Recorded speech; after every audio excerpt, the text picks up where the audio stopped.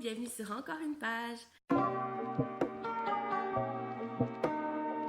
Cette semaine, on se retrouve pour une vidéo vraiment improvisée qui m'a été inspirée par Maps Booktube. Elle vient de publier une vidéo qui est 20 romans marquants du début du 21e siècle, puis elle mentionne qu'elle n'avait pas envie, elle, de faire une vidéo de son top personnel pour le début de la décennie, mais moi, oui, moi j'ai envie de le faire. Sauf que, comme j'ai dit, je vais pas. Ben, elle voulait pas le faire pour le début du siècle, son top personnel, mais moi, je vais le faire pour juste la décennie parce que si je retombe en 2000, j'avais 6 ans. Comme je me rappelle pas vraiment bien entre mes 7 et 9 ans, qu'est-ce que j'ai lu, là. c'est ça. Peut-être que ce sera l'objet d'une autre vidéo, là, les livres marquants de mon enfance. Mais, ben, dites-moi si ça vous intéresse, ça, les livres marquants de mon enfance. Mais, oui, voilà. Fait que je vais donner un livre que j'ai lu pour chaque année de la décennie en partant de 2010. Ça se peut que ce ne soit pas des romans qui ont été publiés cette année-là, là, parce que j'ai jamais adapté mes lectures. Tu sais, j'ai jamais juste lu des nouveautés là, dans une année. Fait que c'est ça, ça n'a pas rapport nécessairement avec les années, mais c'est un rapport avec moi, en quelle année je les ai lus. Puis là, je me suis comme préparée et j'ai revérifié que, tu sais, je l'avais bien lu en telle année que le livre avait été paru avant. Fait que ça devrait fonctionner. Fait que sans plus attendre, on commence avec la première année. En 2010, j'avais 15 ans et j'avais vraiment comme... j'étais vraiment dans un mood voyage. Je voyageais beaucoup avec mes parents, je voyageais avec l'école, ce qui veut dire avec mes amis. Et j'ai fait mon premier voyage seul pendant mon premier à date unique voyage seul. Je suis allée 7 semaines en Californie et ben, j'étais dans de la famille, j'ai gardé un petit garçon, mais aussi je pouvais voyager là, avec la famille après. Donc, un des romans qui m'a vraiment marqué en 2010, c'est 13 petites enveloppes bleues de Maureen Johnson. L'histoire de ce roman-là, je pense que je l'ai lu 3 fois, là. J'ai vraiment trippé sur ce livre-là. Je me rappelle pas c'est quoi le nom de l'héroïne, là, mais sa tante meurt et elle lui lègue 13 petites enveloppes bleues. Et les enveloppes, c'est comme une chasse au trésor à travers le monde. Fait que ça va l'amener à voyager. Puis l'héroïne, elle a 17 ans. Fait que c'était proche de moi à cette époque-là. Puis elle va comme un peu retrouver l'histoire de sa tante, mais aussi construire la sienne parce que sa tombe, à un moment, ben premièrement, elle était très proche de sa tante. Fait que là, elle vit le deuil de sa tante, en plus de construire son identité à 17 ans et de faire le tour du monde, finalement. Fait que c'est vraiment... c'était comme un rêve là, pour moi. Puis je me rappelle à 10 ans, en 2010, m'a dit, moi, je veux faire ça. Soit je veux le vivre, ou je veux faire vivre cette expérience-là à quelqu'un parce que je trouve que c'est vraiment fou, là. J'ai comme l'idée de faire une chasse à travers le monde, comme qui voudrait pas faire ça? Je trouve ça vraiment cool. Puis je me rappelle là, la sensation de feel good aussi après avoir lu ce livre-là. Malheureusement, je l'ai pas parce que je louais beaucoup mes livres à la bibliothèque, mais peut-être un jour je me l'achèterai si je le trouve dans une librairie usagée. 2011, j'avais alors 16 ans et ça a été la découverte pour moi de Amélie Nothomb. Son premier roman, c'était Hygiène de la... Ben, le premier roman que j'ai lu, c'est aussi son premier roman, c'est Hygiène de l'assassin. J'en ai lu, là, je les ai enchaînés, là, les Amélie Nothomb. Là, j'ai comme 3 romans de retard, je pense, parce qu'elle est vraiment comme... Elle publie un livre à tous les automnes. Puis elle dit qu'elle en écrit plus que ça dans une année, mais qu'elle ne va jamais publier... elle en choisit un parmi ceux qu'elle a écrits. Puis, Hygiène de l'assassin, en fait, si je me rappelle bien, c'est comme... ils ont toujours des noms bizarres, là, ces personnages. Mais le personnage, il se fait accuser d'avoir commis un meurtre par les journalistes. Et c'est comme une espèce d'entrevue pour découvrir s'il l'a fait ou pas. Mais les deux se mènent un peu en bateau. Tu sais, le journaliste ou l'enquêteur, je me rappelle pas, et l'assassin, tu crois qu'il a commis le meurtre parce que le journaliste a vraiment des bonnes questions. Puis d'autres fois, tu vas penser que le journaliste est vraiment biaisé parce que l'assassin va dire. Puis je me rappelle que c'est comme...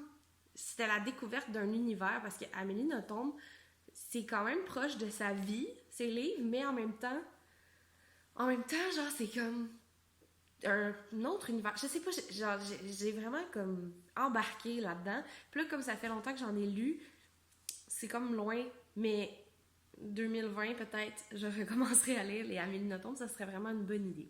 2012, j'ai commencé l'année les fesses dans le sable au Honduras avec ma famille. Et je me rappelle avoir lu dans un hamac en, je pense, 2 jours, Le vide de Patrick Sénécal. Ça a été un roman pour moi, c'est un de mes préférés de Patrick Sénécal. Et aussi, euh, je me rappelle avoir capoté. Comme, premièrement, les chapitres sont dans le désordre. Donc, tu lis le chapitre 20, puis qui est suivi par le chapitre 6, qui est suivi par le chapitre 3, qui est suivi par le chapitre 26. Donc, il y a comme un travail que le lecteur doit faire pour réorganiser l'histoire, mais lui, il a vraiment construit le livre comme ça. Il veut pas, je me rappelle, on avait eu une conférence là, à l'école de Patrick Sénécal, il veut pas que les lecteurs lisent le chapitre 1, ensuite le 2, ensuite le 3. Lui, l'histoire est faite pour être pour être lu dans le désordre. Okay? Donc, je sais pas, j'avais embarqué là-dedans, puis c'est intense là, comme histoire, puis ça critique vraiment comme la culture du vide là, dans les médias, puis par rapport aux télé-réalités, puis tout au vedettariat. Puis en même temps, il y a comme le destin entrecroisé de 3 personnages. Fait qu'on suit 3 personnages dans le désordre, mais qui, tu sais, ça s'en va tout à la même place. Fait que je l'ai lu 2 fois, ça aussi, puis je recommande toujours, pour découvrir l'œuvre de Patrick Sénécal, de commencer par ça. Parce que c'est quand même... moi, je trouve que c'est son meilleur, là, avec Elle.com, mais lui, il est vraiment, vraiment particulièrement bon. 2013, j'ai commencé le cégep et j'ai lu The Perks of Being a Wallflower de Stephen Chbosky. Donc, j'avais vu le film en premier, puis ça aussi, ça m'a comme... ça me parlait tellement, j'avais tellement l'impression que je comprenais ce qu'eux vivaient, puis qu'on était à la même place. Puis là, comme, comment tu veux pas te sentir... tu sais, comment tu veux ne pas relate avec Emma Watson, tu sais, comme impossible. Et après ça, j'ai lu le livre, puis je pense que je l'ai lu ça aussi 2-3 fois, parce que... il y a des choses, il y a beaucoup de non-dits dans ce livre-là, il y a beaucoup dans le film, mais dans le livre, il y a des non-dits qui sont plus clairs, tu sais, que tu devines beaucoup plus dans le livre qu'est-ce qui est pas dit que dans le film où il y a comme pas assez de clés pour qu'on comprenne qu'est-ce qu'ils veulent dire. Puis, j'aimais le Charlie, là, le personnage principal. Il est pas... On sait pas qu'est-ce qu'il y a. Probablement qu'il est comme TSA, autiste, là, mais il est pas comme les autres, puis ça amène un regard différent, rafraîchissant, moi, je trouve aussi, là, sur... Tu sais, c'est le fun de pas toujours lire le même point de vue sur la vie, là, comme... En tout cas, j'ai capoté sur ce livre-là, je l'ai lu en anglais toutes les fois, c'est très rare que je lis en anglais, mais celui-là, c'est assez accessible comme livre. Puis c'est assez court aussi, puis c'est comme il écrit dans son journal. J'ai beaucoup lu cette forme-là quand j'étais plus jeune, ça me plaisait énormément, fait que c'est comme une transition aussi avec la vie adulte. 2014, ça a été pour moi l'année de La déesse des mouches à feu de Geneviève Peterson. La déesse des mouches à feu, c'est... je me rappelle jamais du nom des personnages, là. Mais on suit une fille de 13 ans à Chicoutimi, dans les années 90, qui a comme une situation familiale assez instable, puis qu'elle va se faire des amis au secondaire qui sont pas vraiment recommandables, disons, et elle va sombrer dans leur univers à eux et à elle, et pas vraiment prendre le bon chemin, là, comme on dit. Ça va mal finir son affaire, mais c'est écrit avec... Comme c'est... Il y a des sacres dedans, moi j'aime ça. C'est écrit rapidement, on dirait, là, tu sais, c'est comme si c'est vraiment la vraie vie qui se passe, là, tu sais, il n'y a pas de genre de description à pu finir, de trucs, là, tu sais, c'est plus de l'action. Le personnage est attachant et en même temps détestable, fait que ça, c'est... Moi, j'adore, là, j'aime vraiment ça quand ça fait ça avec un personnage principal. J'aime les méchants attachants. Et elle est pas méchante, là, mais c'est juste comme... Elle fait vraiment pas des bons choix. C'est vraiment retombé, tu sais, dans l'adolescence. Et aussi toutes les références aux années 90, là, ça, c'était vraiment le fun de voir ça. Tu sais, moi, j'ai plus grandi... moi, je suis comme entre les deux, là, mais... Tu sais, j'étais pas si loin des années 90, là, j'ai eu beaucoup d'influence quand même, là, puis, tu sais, j'ai quand même été à la garderie, là, en 90, fait que je connais ça, les pinces à barrette en papillon, j'ai connu ça. Donc, 2015, pour moi, ça a été la découverte, pas la découverte, mais plutôt, ben oui, la découverte de Simon Boulris, parce que je l'ai découvert en 2014, mais j'ai lu beaucoup de ses œuvres en fin 2014, début 2015, et je me rappelle avoir lu la pièce Pig de Simon Boulris. Et en fait, cette histoire-là, c'est l'histoire de Paul, qui est un petit garçon de 9 ans qui se fait garder par sa babysitter et cette babysitter-là va l'initier à l'univers de Polanski avec le film Rosemary's Baby. Il n'y a rien de mieux pour un enfant de 9 ans. Et la beauté de Sharon... comment elle s'appelle? Sharon Tate. Donc ça, c'est une actrice américaine qui a été assassinée, si je ne me trompe pas, là, dans les années... aux États-Unis, comme ça fait longtemps. Là. Et Paul, ben lui, il veut se déguiser en cochon, mais là, il va comme faire des liens entre les cochons, le film de Rosemary's Baby, Sharon Tate et sa vie à lui. Fait que c'est vraiment comme... Tu sais, ce mélange... Je me rappelle pas vaguement de cette pièce-là, mais je me rappelle que j'ai capoté. Comme en lisant ça, je m'attendais pas à la fin, j'ai trouvé que c'était du génie. Je me suis même dit, aïe, aïe, comme ça, tout le monde pourrait apprécier cette pièce-là, des enfants, des adultes, comme ça, tout le monde se retrouve là-dedans et en même temps, j'aime ça, l'univers un peu horreur au théâtre, là, tu sais, il n'y a pas vraiment ça, mais c'est comme, c'est horreur, mais ça fait pas peur, là, c'est juste, on parle de choses plus désagréables, mais en tout cas, c'est un peu vague là, pour moi, mais je recommande cette pièce-là de Simon Boulris.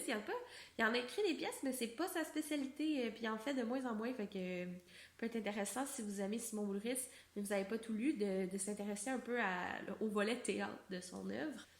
Ensuite, en 2016, c'était la première fois pour moi que je lisais les Harry Potter. J'ai comme résisté longtemps. Mais je faisais du tutorat à l'époque, puis j'ai une de mes élèves qui a commencé à lire ça pour l'école, le premier. Puis là, elle a capoté, comme tout le monde capote sur Harry Potter, puis elle me l'a passé. Fait que là, j'ai comme fait, mon Dieu, c'est comme si j'ai pas le choix, là, tu sais, vu que je m'entendais bien avec elle, puis je voulais un peu lui faire plaisir, puis en même temps, je me suis dit, gars, je l'ai pas lu, Harry Potter, puis j'ai quand même apprécié les films, là, puis, tu sais, moi, j'ai grandi avec Harry Potter, étant donné qu'on avait pas mal le même âge tout le temps. Non, tu sais, quand les films sortaient, ben moi, j'avais à peu près l'âge de Harry Potter dans le film, fait que j'ai toujours connecté, mais j'avais jamais lu les livres. Fait que là, en 2016, j'ai tout lu, les 7 livres, vu les 8 films, parce que j'étais en retard, là, à cette époque-là. Puis, tu sais, je comprends, là, c'était vraiment un chef-d'œuvre, puis c'est vraiment marquant, puis je capote sur Harry Potter, j'adore ça. Mais tu sais, ça reste que comme, ça fait quand même 20 ans que c'est publié, là, puis genre, c'est ça, c'est cool, Harry Potter, c'est vraiment un bel univers, puis genre, J.K. Rowling, je lui lève mon chapeau pour avoir construit un univers aussi fascinant, mais genre, on peut en revenir, tu sais. Puis, le fait de lire les livres, ça m'a fait comprendre pourquoi les gens chialaient contre les films. Parce que c'est vrai qu'il manque beaucoup d'affaires. Puis c'est vrai qu'il y a des histoires que rendues à la fin, ben là, ça fonctionne pas dans le film parce qu'ils ont comme coupé ce personnage-là, puis il était important finalement, tu sais. Mais c'est parce qu'en même temps, ils ont commencé à faire les films, puis les livres, ils étaient pas finis d'écrire. Fait que c'est difficile de prendre une décision que, on va couper ce personnage-là, quand finalement, non, il était important, tu sais. Mais ça s'est fait sur plusieurs années. 2017, j'étais en plein cœur de l'université. J'avais beaucoup de lectures, de pièces de théâtre à faire, de textes aussi théoriques, mais je me rappelle plus de mes lectures obligatoires que de mes lectures pour le plaisir en 2017. Mais c'est ça, tu sais, lecture obligatoire pour utiliser des pièces de théâtre, c'est vraiment pas la fin du monde, là, personnellement. Une de mes pièces préférées que j'ai lues en 2017, c'était Kiwi de Daniel Danis. Là, mes amis de l'université, vous allez pas me trouver original, mais Kiwi, c'est l'histoire d'enfants de la rue qui vont se regrouper et s'organiser entre eux. Ils se redonnent des noms de fruits pour pas être reconnaissables dans la rue, pour pas qu'on dise « Ah, ça c'est le petit Mathieu », il se fait appeler Kiwi, mettons. Mais Kiwi, c'est une fille. Mais en tout cas, c'est ça. Et puis là, on se rend compte que pour survivre, ils doivent faire des choses un peu difficiles. Mais en même temps, eux autres, ils trouvent pas ça difficile parce qu'ils ont le but de s'acheter une maison entre enfants, puis de vivre dans cette maison-là, puis que ça soit moins difficile, justement, de vivre dans la rue. Il n'y a pas à vivre dans la rue et à faire ces choses-là, mais ils se plaignent pas d'avoir à se prostituer, tu sais, c'est vraiment ça, puis c'est autant que c'est lourd, autant que c'est beau, genre, comment c'est écrit, parce qu'il y a vraiment beaucoup d'espoir là-dedans. J'ai trouvé que c'était original, la façon de... Tu sais, le style d'écriture de l'auteur m'a plu à 100%, puis, tu sais, la réflexion qu'on a eue en classe par rapport à ça aussi, tu sais, ça m'a fait apprécier davantage la pièce, fait que je recommande, puis c'est une pièce pour enfants, fait que c'est pas si long que ça à lire, mais c'est pas... Tu sais, ça veut pas dire que ça... Tu sais, ça veut vraiment pas dire que c'est vide, parce que c'est court et pour enfants. Mais voilà. Ensuite, 2018, j'en ai déjà parlé plein de fois, mais pour moi, si je pense à mes coups de cœur de 2018, je pense sans aucun doute à La Petite Russie de Francis Desharnais. Comme j'en ai vraiment parlé souvent, fait que je veux pas m'éterniser là-dessus, mais c'est un roman graphique où on suit le parcours des premiers colons. En fait, ils ont comme colonisé l'Abitibi, ils ont construit un village, mais sous le modèle communiste, puis on va suivre comme un peu l'héritage aussi de ces colons-là. Puis ce qui est intéressant, c'est que l'auteur est comme un descendant de c'est son arrière-grand-père, en fait, là, il raconte son histoire. Puis j'ai trouvé ça magnifique comme livre. C'était historique, c'était drôle, c'était vrai, en même temps c'était comme feel good, les dessins étaient beaux. Je recommande 100%. La Petite Russie, ça a gagné plein de prix, c'est pas pour rien, là. Et 2019, même chose, j'en ai aussi beaucoup parlé, c'est Rang de la Croix de Katia Gagnon. Au moment que j'ai lu ce livre-là, j'avais pas l'impression que c'était si marquant que ça, mais après coup, ça m'habite. Tu sais, j'ai vraiment embarqué dans l'univers, puis ça me fait pas toujours ça, parce que des fois, la littérature québécoise, c'est un peu contemplatif. On dirait on rentre pas vraiment dans le... Tu sais, il n'y a pas d'univers créé, il n'y a pas d'atmosphère. C'est plus comme on regarde des gens évoluer dans la vie. Puis, en tout cas, Jean de la Croix, ça fait pas ça. C'est vraiment... c'est vraiment prenant comme livre, puis j'en ai parlé à d'autres endroits sur ma chaîne. Là. Je vais laisser ça soit en barre d'infos ou dans la petite carte en haut. Mais vraiment un très très bon livre que je recommande chaudement. C'est déjà tout pour cette semaine. J'espère que vous avez apprécié ma vidéo un peu cosy, spontanée, ma face de fille reposée mais sale. On va se revoir très bientôt. Je sais pas 2020 comment ça va aller avec ma chaîne, tu sais, c'est quand même nouveau. Je vais essayer d'être assez assidue, mais en même temps, j'ai pas envie de faire des lectures juste pour en parler. Là, ça, c'est démotivant selon moi. Tu sais, ça enlève le plaisir de la chose. Donc, voilà. Si vous avez aimé ma vidéo, n'hésitez pas à la commenter, la partager. Abonnez-vous à ma chaîne. Et sur ce, je vous souhaite du succès dans vos projets, dans votre vie, et on se revoit très bientôt.